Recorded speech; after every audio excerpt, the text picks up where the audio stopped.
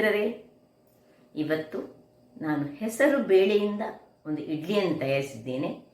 ಈ ಹೆಸರು ಬೇಳೆ ಇಡ್ಲಿಗೆ ಅಕ್ಕಿ ಆಗಲಿ, ಸಜ್ಜಿಗೆ ಅಥವಾ ರವಾ ಏನೂ ಉಪಯೋಗಿಸದೆ ಕೇವಲ ಹೆಸರು ಬೇಳೆಯಿಂದ ಮಾಡಿದಂತಹ ಈ ಒಂದು ರೆಸಿಪಿ ನನ್ನ ರಿಲೇಟಿವ್ ಒಬ್ಬರು ನನಗೆ ಸಜೆಸ್ಟ್ ಮಾಡಿದಂಥದ್ದು. ಅಂದರೆ ಅವರು ಹೈ ಶುಗರ್ ಇರುವವರು. ಲಾಸ್ಟ್ ಟೈಮ್ ನಾನು ಮಾಡಿದಂತಹ ರಾಗಿ ಮತ್ತು ಮೆಂತೆ ಗಂಜಿ ಅವರಿಗೆ ಬಹಳ ಖುಷಿಯಾಗಿತ್ತಂತೆ. ಅವರು ಇನ್ವೆಂಟ್ ಮಾಡಿದಂತಹ ಈ ಹೆಸರು ಬೇಳೆಯ ಒಂದು ಇಡ್ಲಿ ಅವರ ಶುಗರ್ ಲೆವೆಲನ್ನು ಬಹಳ ಒಂದು ಹಿಡಿತದಲ್ಲಿ ಇಟ್ಕೊಳ್ತದಂತೆ. ಹಾಗಿರುವಾಗ ಈ ಒಂದು ಹೆಸರು ಬೇಳೆಯ ಇಡ್ಲಿ ಹೇಗೆ ತಯಾರಿಸುವುದು ಎಂದು ನೋಡುವ ಮೊದಲು ಅದನ್ನು ತಿನ್ನಲಿಕ್ಕೆ ಏನು ಚಟ್ನಿ ಮಾಡಿದ್ದೇನೆ ಹೇಳಿದರೆ ರೋಸ್ಟೆಡ್ ಟೊಮ್ಯಾಟೊದ ಚಟ್ನಿ. ಅದು ಸಹ ಬಹಳ ರುಚಿಕರವಾಗಿರುತ್ತದೆ. ಹಾಗಿರುವಾಗ ಯಾರೆಲ್ಲ ನನ್ನ ಚಾನಲನ್ನು ನೋಡ್ತಿದ್ದೀರಿ, ಯಾರೆಲ್ಲ ಇನ್ನೂ ಸಬ್ಸ್ಕ್ರೈಬ್ ಮಾಡಿಲ್ಲ, ದಯವಿಟ್ಟು ಸಬ್ಸ್ಕ್ರೈಬ್ ಮಾಡಿ ಸಪೋರ್ಟ್ ಮಾಡಿ ಅಂತ ಹೇಳುತ್ತಾ ಬನ್ನಿ ಈ ರುಚಿಕರವಾದ ಈ ಶುಗರನ್ನು ಕಂಟ್ರೋಲಲ್ಲಿ ಇಡುವಂತಹ ಈ ಒಂದು ಹೆಸರು ಬೇಳೆಯ ಇಡ್ಲಿ ಹಾಗೂ ರೋಸ್ಟೆಡ್ ಟೊಮ್ಯಾಟೊದ ಚಟ್ನಿ ಹೇಗೆ ಮಾಡುವುದು ಎಂದು ನೋಡೋಣ. ಮಿತ್ರರೇ, ಇವತ್ತು ಈ ನೆನೆಸಿಟ್ಟಂತಹ ಹೆಸರು ಬೇಳೆ ಹೈ ಪ್ರೋಟೀನಿಂದ ತುಂಬಿದಂತಹ ಇವತ್ತು ಬ್ರೇಕ್ಫಾಸ್ಟ್ ನಮ್ಮದು. ನೆನೆಸಿಟ್ಟಂತಹ ಹೆಸರು ಬೇಳೆಯನ್ನು ಉಪಯೋಗಿಸಿ ನಾವು ಇಡ್ಲಿ ಮಾಡೋಣ. ಇದು ನಾನು ರಾತ್ರಿಯೇ ನೆನೆಸಿಟ್ಟುಕೊಂಡಿದ್ದೇನೆ. ಇನ್ನು ಬೇಕಾಗುವ ಸಾಮಗ್ರಿಗಳು ಈ ಇಡ್ಲಿಗೆ ನೋಡಿ, ಇದು ಖಾರಕ್ಕೆ ತಕ್ಕಷ್ಟು ಮೆಣಸು, ನಿಮಗೆ ಬೇಕಿದ್ರೆ ಹೆಚ್ಚು ಹಾಕ್ಬೋದು. ಒಂದು ತುಂಡು ಅರ್ಧ ಶುಂಠಿ,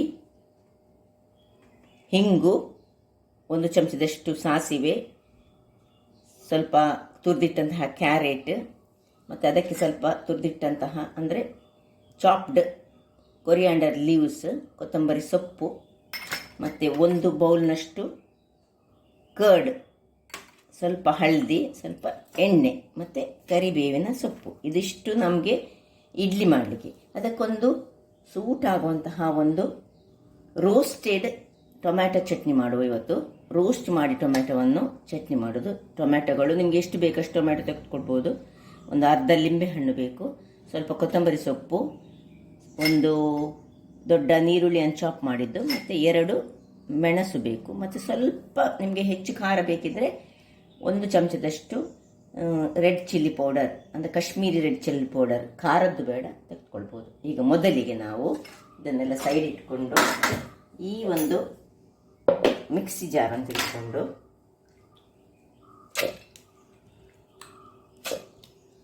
ಇದನ್ನೆಲ್ಲ ಇದಕ್ಕೆ ಹಾಕೊಳ್ಳೋಣ. ಇದು ಹಾಕಿ ಆಯಿತು. ಈಗ 2 ಮೆಣಸನ್ನು ಹಾಕ್ಕೊಳ್ತಿದ್ದೇನೆ, ಕಟ್ ಮಾಡಿ ಹಾಕೊಳ್ಳೋಣ. ಮತ್ತು ಒಂದು ತುಂಡು ಶುಂಠಿಯನ್ನು ಸಹ ಸಣ್ಣದಾಗಿ ಒಂದು ಅರ್ಧ ಇಂಚಿನಷ್ಟು ಶುಂಠಿ ಹಾಕೊಳ್ಳೋಣ. ಇನ್ನು ಈ ಮೊಸರನ್ನು ಹಾಕ್ಕೊಂಡು ನಾವು ಇದನ್ನು ಗ್ರೈಂಡ್ ಮಾಡೋ ಮೊದಲೇ ಉಪ್ಪನ್ನು ಸಹ ಹಾಕೊಳ್ಳೋಣ. ಇದಕ್ಕೆ ರುಚಿಗೆ ತಕ್ಕಷ್ಟು ಉಪ್ಪು, ಮತ್ತು ಈ ಕರಿಬೇವಿನ ಸೊಪ್ಪು ಹಾಕಿದರೆ ಬಹಳ ಪರಿಮಳ ಬರ್ತದೆ. ಸ್ವಲ್ಪ ಕರಿಬೇವಿನ ಸೊಪ್ಪನ್ನು ಹಾಕೊಳ್ಳೋಣ, ಬಹಳ ಚೆನ್ನಾಗಿ ಬರ್ತದೆ. ಈಗ ಇದಕ್ಕೆ ನೀರೆಲ್ಲ ಏನು ಹಾಕದೆ ಜಸ್ಟ್ ಒಂದು ಗ್ರೈಂಡ್ ಮಾಡಿ ತರ್ತೇನೆ. ವೀಕ್ಷಕರೇ, ಇಲ್ಲಿ ನೋಡಿ ಒಳ್ಳೆ ಗ್ರೈಂಡ್ ಆಗಿ ಬಂತು. ಈಗ ನಾವು ಒಂದು ಇದನ್ನು ಶಿಫ್ಟ್ ಮಾಡೋಣ. ಇದು ತುಂಬ ಇದು ಬರುವುದಿಲ್ಲ, ಯಾಕೆ ಹೇಳಿದರೆ ಇದರಲ್ಲಿ ಅಷ್ಟೊಂದು ಸ್ವಲ್ಪ ತರಿಯೇ ಬರ್ತದೆ. ಯಾಕೆ ಹೇಳಿದರೆ ಹೆಸರು ಬೇಳೆ ಅಲ್ಲ, ಹಾಗಾಗಿ ನೋಡಿ ಹೀಗೆ ಇರಲಿ. ಬೇಕಿದ್ರೆ ಕನ್ಸಿಸ್ಟೆನ್ಸಿ ಮತ್ತೆ ಸರಿ ಮಾಡ್ಕೊಳ್ಳೋಣ. ಇಲ್ಲಿಗ ಒಂದು ಬಾಣಲೆಯನ್ನು ಇಟ್ಕೊಂಡಿದ್ದೇನೆ ನಾನು. ಅದರಲ್ಲಿ ಸ್ವಲ್ಪ ಎಣ್ಣೆಯನ್ನು ಹಾಕ್ಕೊಳ್ತೇನೆ. ಇದೊಂದು ಸಣ್ಣ ಅದಕ್ಕೊಂದು ಒಗ್ಗರಣೆ ಬಿಸಿಯಾಗುವಾಗ 1 ಚಮಚದಷ್ಟು ಸಾಸಿವೆ ಹಾಕ್ಕೊಳ್ತಿದ್ದೇನೆ. ಸಾಸಿವೆ ಒಡಿಲಿಕ್ಕೆ ಆಗುವಾಗ ಸ್ವಲ್ಪ ಹಿಂಗನ್ನು ಹಾಕ್ಕೊಳ್ತಿದ್ದೇನೆ. ಹಿಂಗಿನ ಪರಿಮಳದಲ್ಲಿ ಬರಬೇಕು ನಮ್ಮ ಇಡ್ಲಿಯಲ್ಲಿ, ಇವತ್ತಿನ ಇಡ್ಲಿಯಲ್ಲಿ. ಸಾಸಿವೆದನ್ನು ಎಲ್ಲ ಸಾಸಿವೆ ಹಿಡಿದ ಕೂಡಲೇ ಆಫ್ ಮಾಡ್ಕೊಳ್ಳೋಣ. ಇದನ್ನು ತೆಗೆದು ಇದಕ್ಕೆ ಹಾಕೊಳ್ಳೋಣ.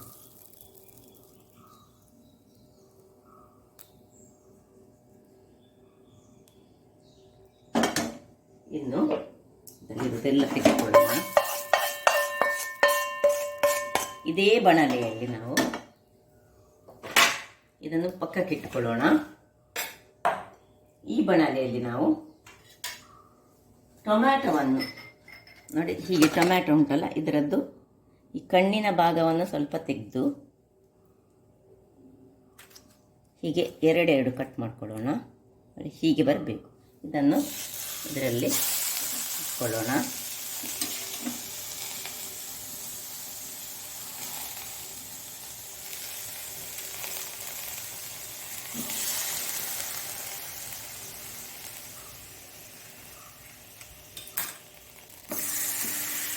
ಇನ್ನು 2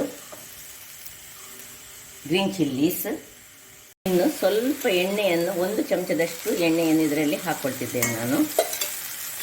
ನೀರು ಹಾಕ್ಕೊಳ್ಳಿಕ್ಕಿಲ್ಲ ಇದಕ್ಕೆ. ಹೀಗೆ ಎಣ್ಣೆಯನ್ನು ಹೀಗೆ ಮಾಡಿ, ಇನ್ನು 2-3 ಬೆಳ್ಳುಳ್ಳಿ ನಿಮಗೆ ಎಷ್ಟು ಫ್ಲೇವರ್ ನಿಮಗೆ ಖುಷಿ ಇದ್ದರೆ 4-5 ಸಹ ಹಾಕ್ಕೊಳ್ಬೋದು. ಹಾಕ್ಕೊಳ್ಳಿ. ಸ್ವಲ್ಪ ಹೀಗೆ ತಿರುಗಿಸಿಕೊಳ್ಳಿ.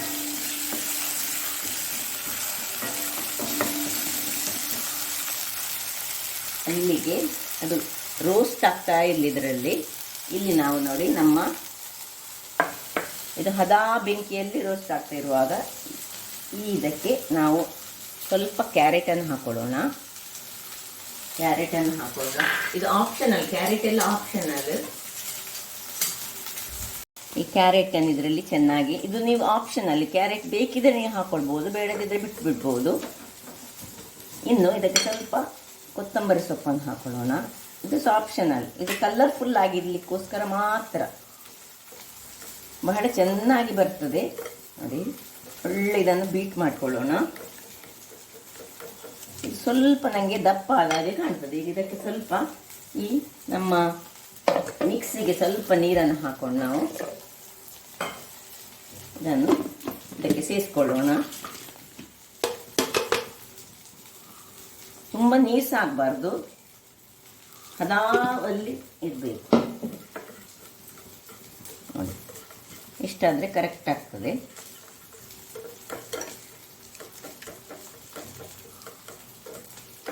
ಇಲ್ಲಿ ಟೊಮ್ಯಾಟೊ ಬೇಯ್ತಾ ಉಂಟು. ಇದನ್ನು ಸ್ವಲ್ಪ ಅಡಿಮೇಲೆ ಮಾಡ್ಕೊಳ್ಳೋಣ ನಾವು. ಹೀಗೆ ಒಳ್ಳೆ ರೋಸ್ಟ್ ಆಗಬೇಕು ಇದರಲ್ಲಿ ಟೊಮ್ಯಾಟೊ.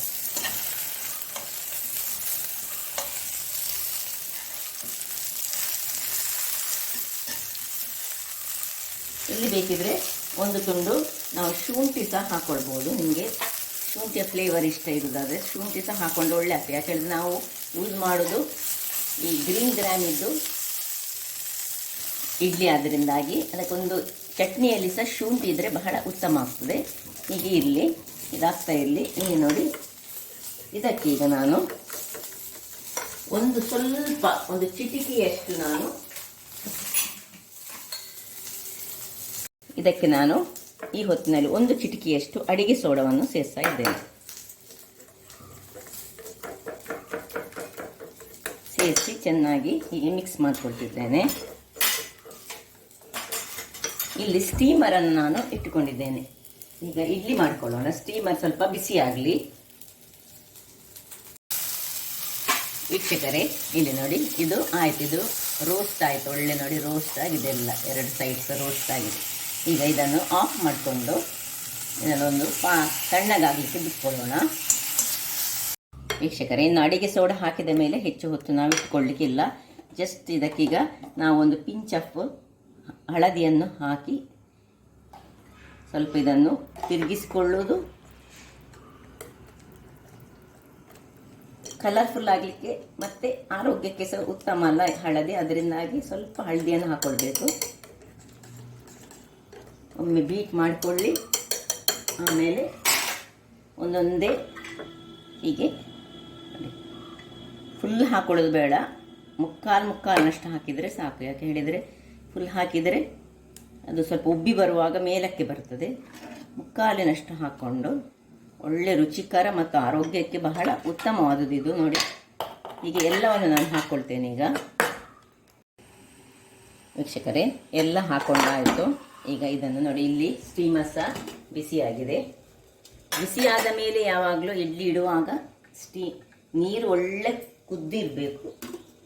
ಇಟ್ಟುಕೊಂಡು 15 ನಿಮಿಷಗಳ ಕಾಲ ನಾವು ಇದನ್ನು ಮುಚ್ಚಳವನ್ನು ಮುಚ್ಚಿ ಬೇಯಿಸಿಕೊಳ್ಳೋಣ. ವೀಕ್ಷಕರೇ, ಇದೀಗ ತಣ್ಣಗಾಗಿದೆ. ಈಗ ಇದರ ಮೇಲಿನ ಸಿಪ್ಪೆಯನ್ನು ನಾವು ಸ್ವಲ್ಪ ತೆಗೆದುಕೊಳ್ಳೋಣ. ಸಿಪ್ಪೆ ನಮಗೆ ಬೇಡ. ಸಿಪ್ಪೆ ತೆಗೆದುಕೊಂಡು ನೋಡಿ, ಹೀಗೆ ಸಿಪ್ಪೆ ಅದರಲ್ಲಿ ತನ್ನಷ್ಟಕ್ಕೆ ಬರ್ತದೆ. ತಣ್ಣಗಾದ ಕೂಡಲೇ ಸಿಪ್ಪೆ ಹೇಳ್ತದೆ. ಈ ಸಿಪ್ಪೆಯನ್ನು ನಾವು ಬೇಡ, ಉಳಿದದನ್ನೆಲ್ಲ ಇದಕ್ಕೆ ತೆಗೆದು ನಾನು ಹಾಕ್ಕೊಳ್ತೇನೆ ಎಲ್ಲವನ್ನು ಸಹ. ವೀಕ್ಷಕರೇ, ಟೊಮ್ಯಾಟೊ ಸಿಪ್ಪೆ ತೆಗೆದಾಯಿತು. ಈಗ ಉಳಿದದ್ದು ಇದನ್ನು ಸಹ ಶಿಫ್ಟ್ ಮಾಡಿಕೊಳ್ಳೋಣ. ಇನ್ನು 1 ಚಮಚದಷ್ಟು, ಅಂದರೆ ನಿಮ್ಮ ಖಾರಕ್ಕೆ ತಕ್ಕ ಮೆಣಸಿನ ಪುಡಿ ಹಾಕೊಳ್ಳೋಣ. ಓಕೆ, 1 ಚಮಚದಷ್ಟು. ಸ್ವಲ್ಪ ಉಪ್ಪು, ರುಚಿಗೆ ತಕ್ಕಷ್ಟು ಉಪ್ಪು. ಇದರಲ್ಲಿ ಕೊತ್ತಂಬರಿ ಸೊಪ್ಪಲ್ಲಿ ಸ್ವಲ್ಪ ಕೊತ್ತಂಬರಿ ಸೊಪ್ಪನ್ನು ಹಾಕೊಳ್ಳೋಣ. ಇದರಲ್ಲಿ ದಂಟಿದ್ದರೆ ಹಾಕೊಳ್ಳೋಣ. ಉಳಿದದ್ದು ಮತ್ತೆ ನಮಗೆ ಬೇಕು ಅದು ಮಿಕ್ಸ್ ಮಾಡಲಿಕ್ಕೆ. ಈಗ ಇದನ್ನು ನಾನೊಂದು ಒಳ್ಳೆ ಗ್ರೈಂಡ್ ಮಾಡಿ ತರ್ತೇನೆ.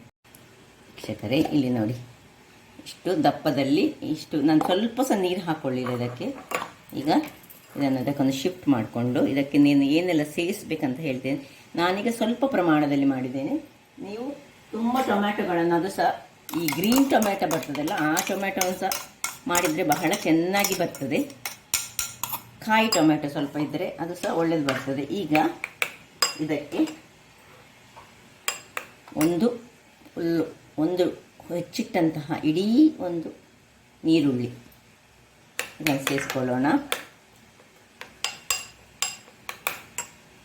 ಸ್ವಲ್ಪ ಕೊತ್ತಂಬರಿ ಸೊಪ್ಪು ಸೇರಿಸ್ಕೊಳ್ಳೋಣ.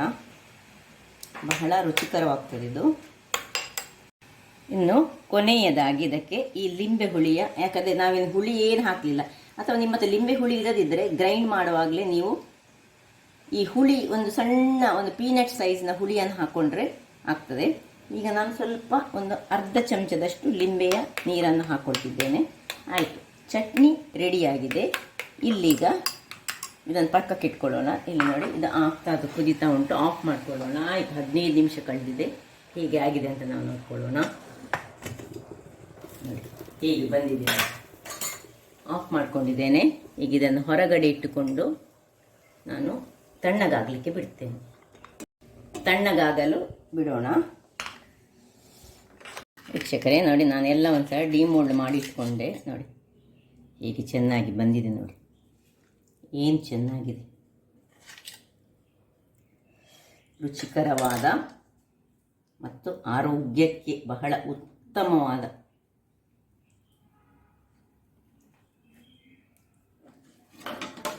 ಇಡ್ಲಿ ರೆಡಿಯಾಗಿದೆ. ಅದರೊಟ್ಟಿಗೆ ಚಟ್ನಿ ಉಂಟು. ನೋಡಿ ಎಷ್ಟು, ಒಂದು ಸೆಟ್ಟಲ್ಲಿ ಸಾಧಾರಣ 12 ಆಗ್ತದೆ. ಸಾಧಾರಣ 150 ಗ್ರಾಮ್ಸ್ನಷ್ಟು ಹೆಸರು ಬೇಳೆಯನ್ನು ನೆನೆಸಿಟ್ಟುಕೊಂಡದ್ದು. ಹಾಗಾದರೆ ನೋಡಿದ್ರಲ್ಲ ವೀಕ್ಷಕರೇ, ನಿಮಗೊಂದು ಆರೋಗ್ಯಭರಿತವಾದ ಇಡ್ಲಿ. ರಾತ್ರಿ ನೆನೆ ಹಾಕಿದರೆ ಸಾಕು. ಈ ಹೆಸರು ಬೇಳೆ ಅಂತೂ ಫುಲ್ಲ ಪ್ರೋಟೀನ್ ಆಗಿರುವಾಗ ಇದರಲ್ಲಿ ಬೇರೆ ಯಾವುದನ್ನು ನಾನು ಸೇರಿಸಲಿಲ್ಲ. ಆರೋಗ್ಯಕ್ಕೆ ಬೇಕಾದ ವೆಜಿಟೇಬಲ್ಸ್ಗಳನ್ನು ಮಾತ್ರ ಸೇರಿಸ್ತೇನೆ. ಹಾಗಾದ್ರೆ ನನ್ನ ಈ ಕುಕಿಂಗ್ ಚಾನಲ್ ನಿಮಗೆ ಇಷ್ಟ ಆದರೆ ಬೋಳೂರು ಸುವರ್ಣ ಚಾನಲನ್ನು ಲೈಕ್ ಮಾಡಿ, ಶೇರ್ ಮಾಡಿ ಹಾಗೂ ಸಬ್ಸ್ಕ್ರೈಬ್ ಮಾಡಿ. ಹಾಗೂ ನನ್ನ ಇನ್ಸ್ಟಾಗ್ರಾಮ್ ಪೇಜನ್ನು ಫಾಲೋ ಮಾಡಿ. ಧನ್ಯವಾದಗಳು.